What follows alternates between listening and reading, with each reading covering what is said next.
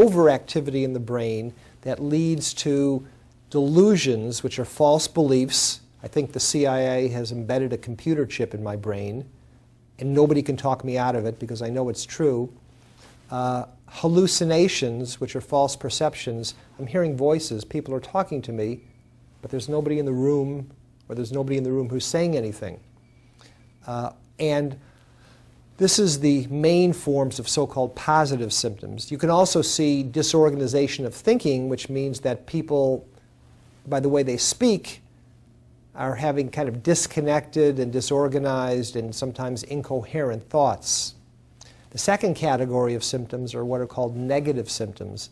And these are believed to reflect a deficiency or an underactivity of areas of the brain that control emotional regulation.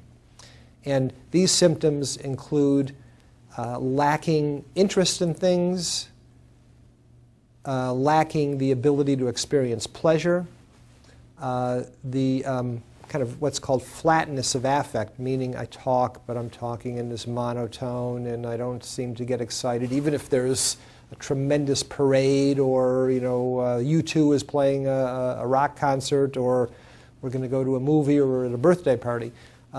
There's no emotion shown. And then the third category of symptoms are what are called cognitive symptoms.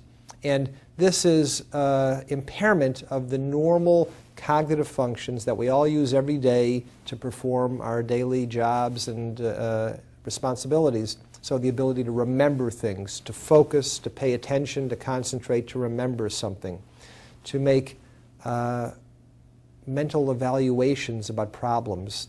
In other words, I've got to meet so-and-so for lunch, but I've got to finish my job first, or I've got to get up at such and such a time to be at the doctor's office. So I don't plan things well. I don't sort of figure out a way to solve a situation. These are the main forms of symptoms that characterize schizophrenia.